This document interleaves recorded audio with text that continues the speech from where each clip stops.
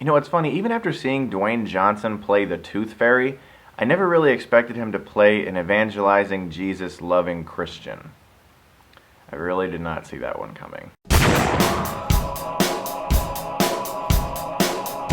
Pain and Gain is directed by the one and only Michael Bay, and it stars Mark Wahlberg, Dwayne Johnson, Anthony Mackie, and Tony Shalhoub. This movie is about three bodybuilders, and they are sick of their life. They want more money, they want more out of life, but they just can't seem to get it because they keep screwing up in everything they try to do. So the three of these guys come together and they cook up this plot to rob one of the people who goes to the gym that they go to. Now this guy is very rich and he's a jerk, so they think he's the perfect candidate to take all of his money, but they have to force him to sign away all of his money. And then the movie progresses on this trip in which all of them try to live these lives that they always wanted. Now I was excited about this movie because I'm not like a hater of Michael Bay. He's made some really crappy movies in the past. I actually think Pearl Harbor's a little offensive, to be honest. Like, it turned like a really tragic event into like this big popcorn movie. Armageddon is just cheesy 90s fun, but I grew up with it on VHS tape, so it doesn't really bother me in that way. He's made some fun movies before. I actually legitimately like The Rock. The first Transformers movie is a lot of fun.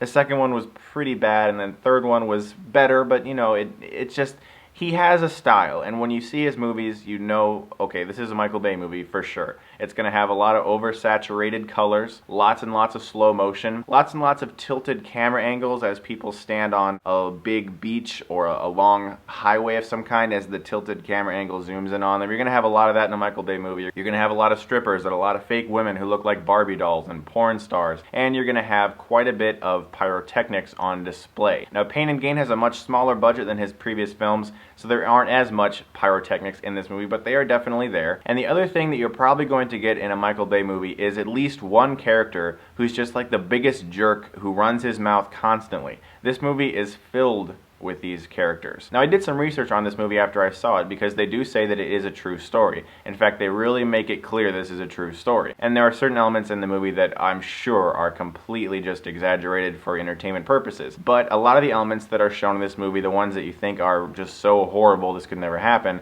it actually did happen. And so before I tell you how I feel about this movie, let me just explain that this movie depicts a lot of murderous, tragic events done by criminals who appeared to be very bloodthirsty because they wanted to become very rich. And the movie depicts these events in a very comedic sense, a very over-the-top, in-your-face, let's laugh about this sense. And I did a little research, and some of the victims of the families of the people who were actually murdered by these guys are a little offended by that, and you know what, I honestly would be too. So there's an aspect of this film that is a little offensive, and you know, it's a Michael Bay movie, so what are you going to expect? But for the most part, I was let down by Pain and Gain because it really just felt like that cliched Michael Bay movie that we get so often. It's like 2 hours and 10 minutes long, like a good 20 minutes could have been cut out of this movie. Lots and lots of forced humor, lots and lots of slow motion walking away from explosions with sunglasses on. This movie is trying so hard to be an assault on your senses. Like, certain elements of the movie are trying so hard to be funny, but it's hard to even laugh because it's just constant stuff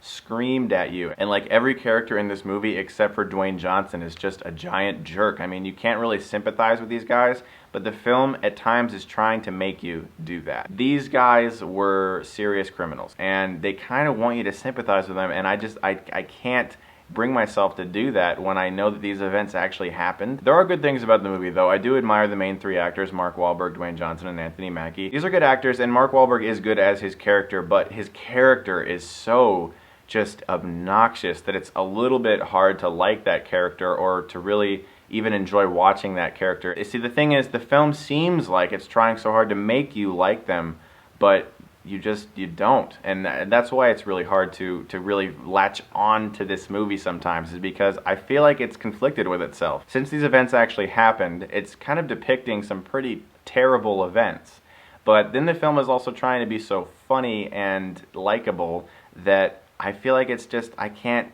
really do that. I can't enjoy watching that because it happened. Dwayne Johnson's character is the one you're supposed to really sympathize with. He loves Jesus, prays Jesus all the time, he says that. And he's really into the idea of bettering yourself and not being involved with violence. And because of that, and because of him playing that character, it was pretty entertaining to watch, and I did like his character. Anthony Mackie seemed like that typical Michael Bay fodder character where you just are in a movie to just spout out a whole bunch of really quick lines that are supposed to be really funny and clever, but it doesn't really work that way. And of course, there is the Megan Fox lookalike chick throughout the beginning of this movie that then transfers into another stripper, Michael Bay chick, who literally can't act like worth a dime. Pain and Gain, for me, isn't a movie that you're going to sit down and necessarily be bored with. I mean, Michael Bay movies are rarely ever boring. It's just that they always overstay their welcome. I wish that he would make a film that was more simple. I just don't really think that's in him. He can make whatever he wants to make. It's his life, it's his career, but I'm getting sick of the whole Michael Bay explosion in your face, slow motion, over processed color stripper girls thing in every single movie. It's just not entertaining to me anymore. I'm gonna give Pain and Gain a C-. So if you guys see the movie this weekend, let me know what you thought below. I hope you enjoyed the film. If you just want to go have a good time, but if you feel the same way as I do, let me know. If you feel differently, that's fine too. I don't care. It's perfectly fine. And as always, guys, thanks for watching. And if you like this, you can click right here and get Stuckmanized.